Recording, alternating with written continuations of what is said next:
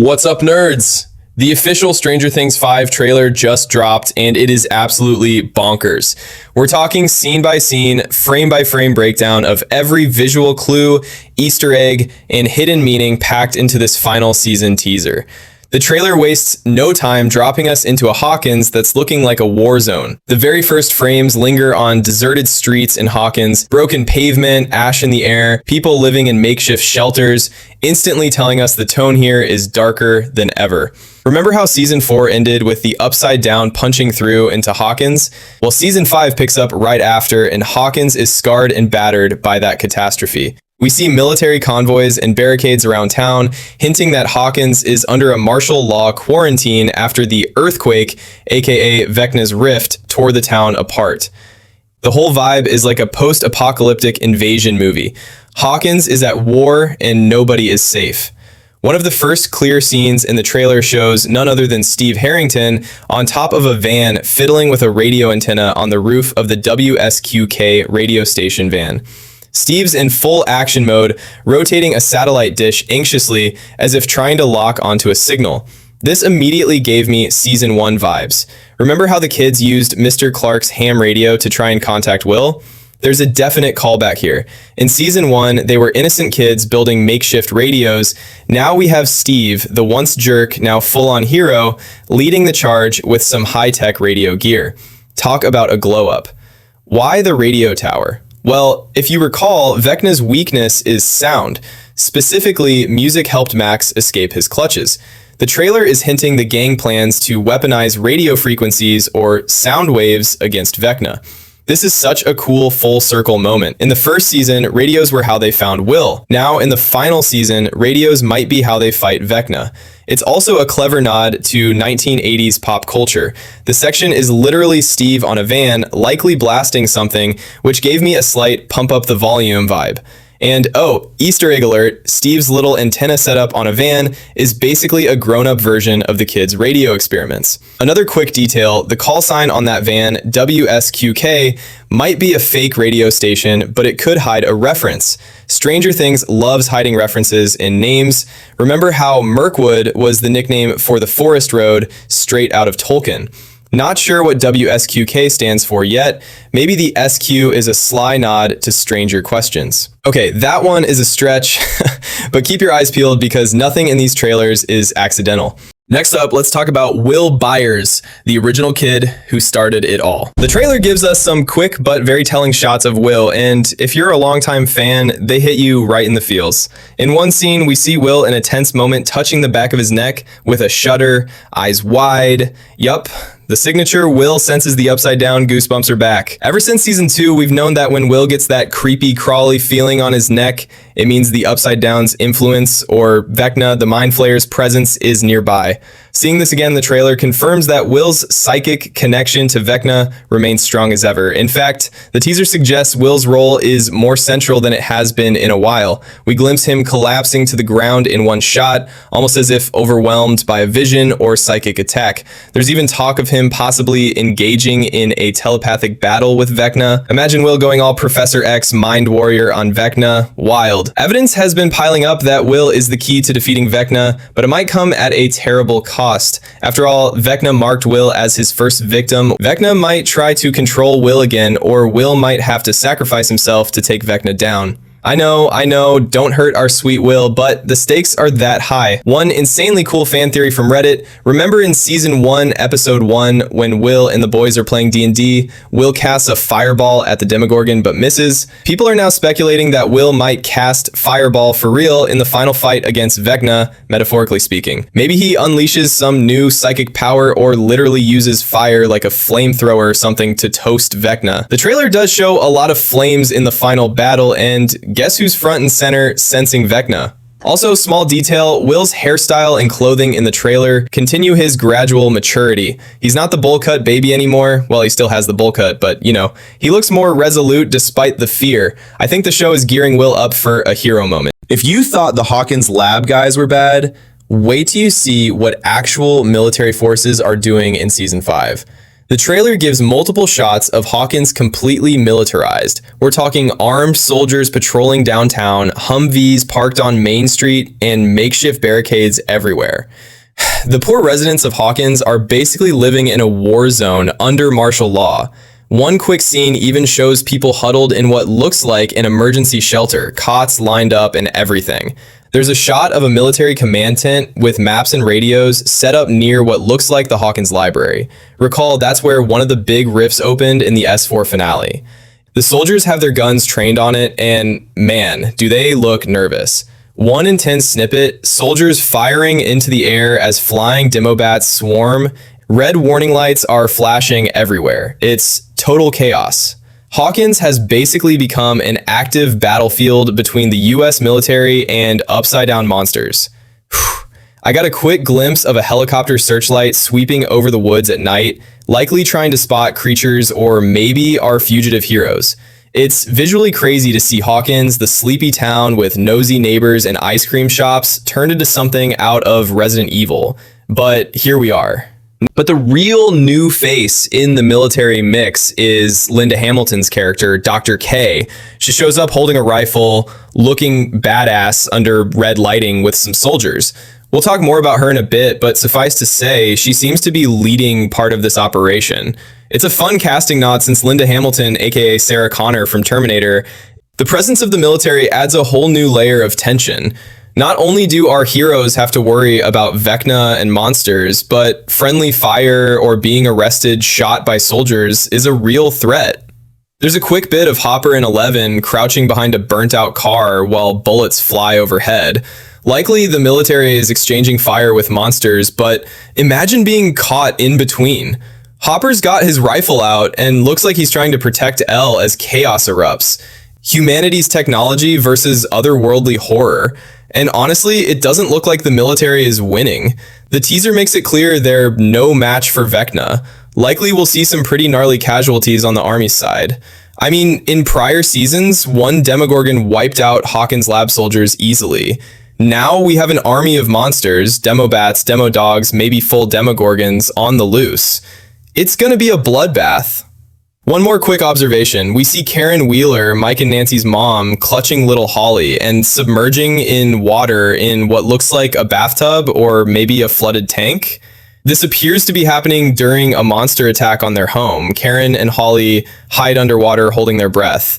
This is such a clever deep cut reference. In season 2, we learned Demogorgons hate water. Remember Bob turning on the sprinklers in the Hawkins lab to drive the demo away? It looks like Karen knows her monster trivia because she's literally hiding her daughter underwater to avoid detection. That's both terrifying and brilliant, but it also underscores that even our heroes' families are directly in danger. One theory is that Dr. K is continuing Dr. Brenner's legacy in a way, perhaps trying to replicate Eleven's powers in other children or weaponize psychic kids. The trailer even shows a quick glimpse of what appears to be children in hospital gowns inside that bunker with her. Time to grab the tissues. The trailer hits us in the gut by showing Dustin Henderson visiting the grave of his heroic buddy, Eddie Munson. And spray painted across it are the words, "Burn in hell" in ugly graffiti. Oof. That detail is so painful, yet telling. Hawkins still wrongfully blames Eddie for the murders and satanic panic of season 4. The poor guy died saving the town, and they're still slandering him. Now, that phrase, "burn in hell," isn't just generic hate. It's actually a nod to Stephen King's Carrie. In the novel/film After Carrie Dies, someone vandalizes her for being evil with the words, "Carrie White burns in hell." But let's talk Dustin at that grave. He's visibly emotional. Maybe he's talking to Eddie, apologizing or promising to make things right. Dustin loved Eddie like a brother, and the guilt and grief must still be raw. Easter egg. Eddie's grave is dated 1965 to 1986. I believe that's the range. So he was around 20 to 21 when he died, which fits him repeating senior year a bunch. It's just sad to see on stone. Now on to a duo that has everyone biting their nails, Max Mayfield and Lucas Sinclair. Last we saw in season 4, Max was in a coma after barely surviving Vecna's attack, And heartbreakingly, she was blind and had broken limbs. The trailer revisits this tragic situation, giving us some heart-wrenching glimpses of Max and Lucas. First off, we see Max lying in a hospital bed, still in that coma, with Lucas sitting at her bedside. Lucas is holding her hand, head down, crying. It's absolutely gutting. You can tell he's been by her side for months, refusing to give up hope. In true Lucas fashion, there's a radio beside Max's bed playing music softly. I'd bet anything it's Running Up That Hill by Kate Bush, still on repeat, their song that saved her once. The trailer kind of implies that maybe, just maybe, it works. There's a later shot where Max appears to open her eyes, or at least we see her in a different context than a hospital bed. However, this is where it gets tricky.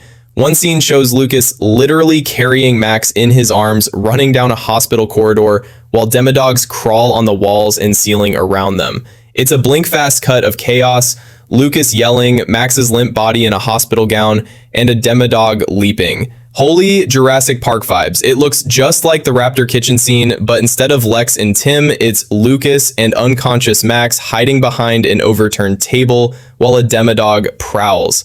Now, let's talk deeper implications.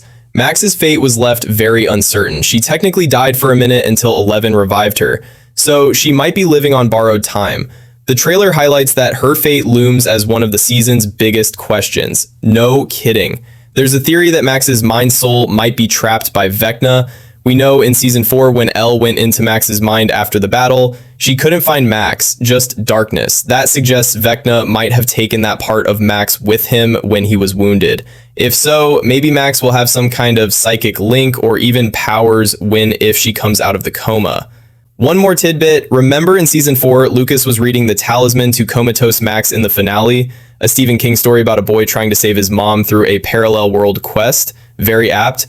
If the trailer didn't show it, I'd still bet Lucas spends a lot of time reading to or talking to unconscious Max. He might even be the one to tell her about Eddie and the state of Hawkins if she wakes, which will be a heavy conversation. One of the most haunting images from the trailer is Nancy Wheeler in a dimly lit bathroom, sobbing as she scrubs blood off her hands in the sink. It's brief, but utterly chilling. Nancy's face is stricken with terror and grief, and her hands are covered in red. Immediately, a million questions hit. Whose blood is that? What happened? This shot has sent the fandom into a frenzy of speculation. Let's break down possibilities. Option 1. Nancy hurt or killed someone and is horrified by what she did.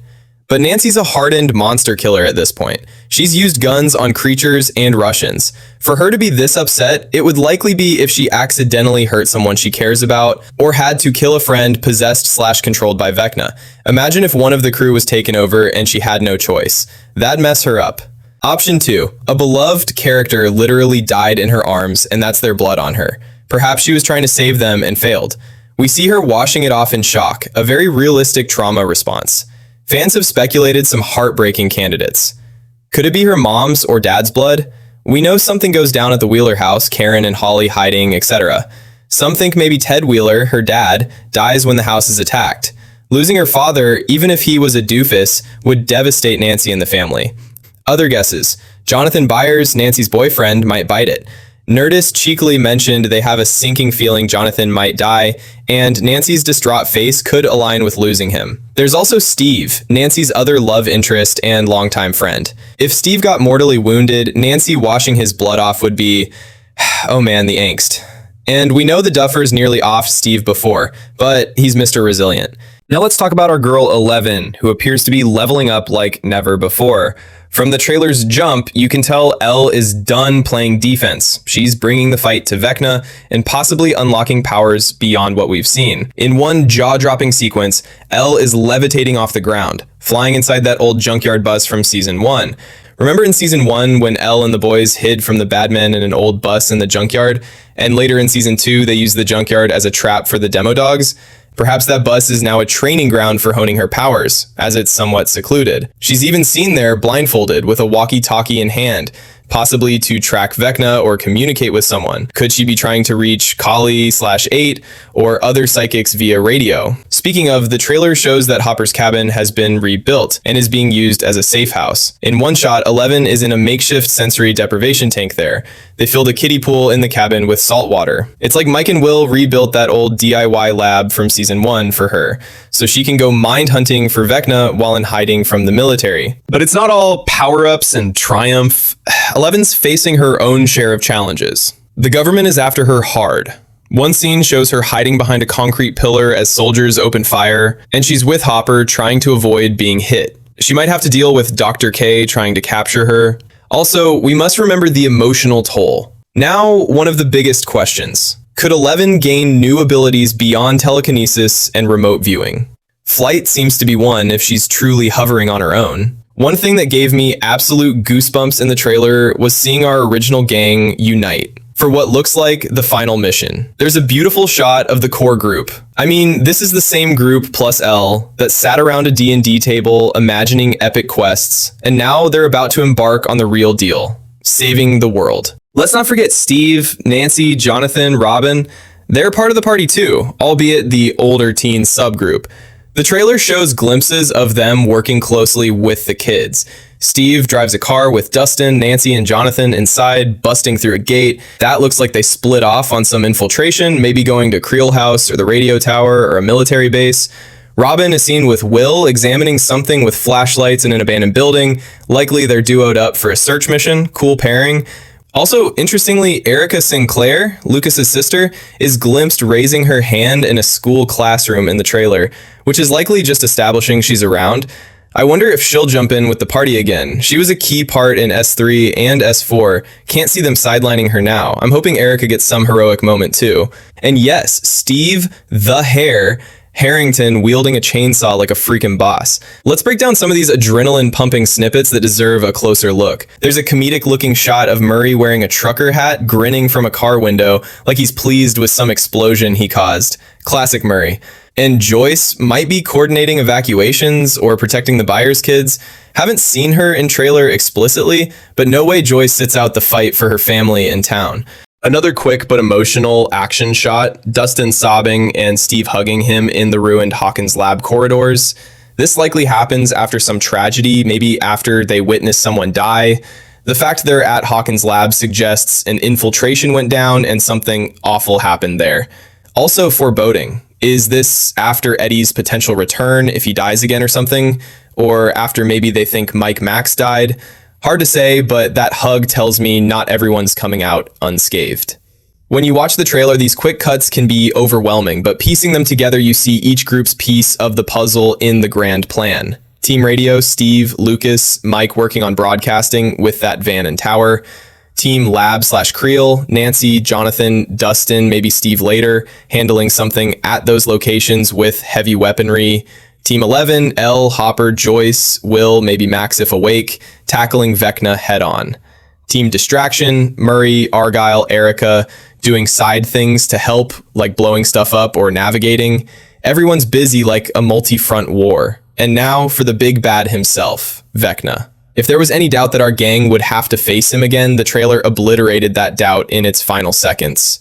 The very end shows Vecna stepping out of a swirling gate in the middle of downtown Hawkins, engulfed in flames and falling ash, uttering that spine-chilling line. Talk about a mic drop moment to end a trailer. I've got goosebumps just recalling it.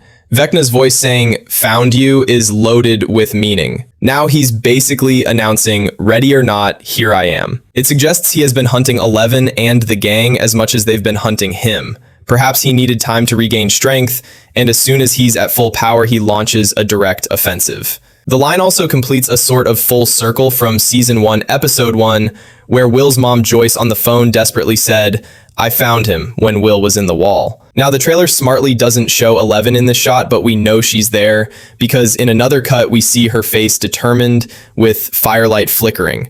That was a massive deep dive, and I swear we could have gone even deeper. This trailer was packed, y'all. We dissected every frame from the chilling opening shots of a war-torn Hawkins to the epic final tease of Vecna's fiery return. We dug into character arcs, Will confronting his past, 11 going Super Saiyan, Max's uncertain fate, Nancy's haunting guilt, Dustin's grief and courage, Lucas's love and bravery, and so much more. We connected the dots with callbacks all the way to season 1, spotted pop culture homages like Jurassic Park and Carrie, and let our nerd flags fly with fan theories about Eddie as Koss, potential time travel, and who might not make it out alive. Now, the waiting game begins.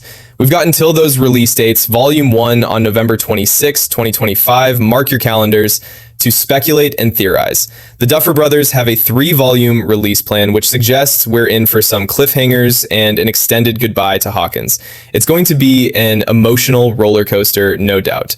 I'm equal parts excited and scared. Excited to see our heroes kick Vecna's butt and perhaps finally close the gate for good, and scared because I genuinely don't know who will survive or what tear-jerking moments await. I'm already stocking up on tissues, not gonna lie. Alright guys, that's all from me for now. Stay safe, keep the Stranger Things spirit alive, and as always, keep it nerdy. Until next time, peace out.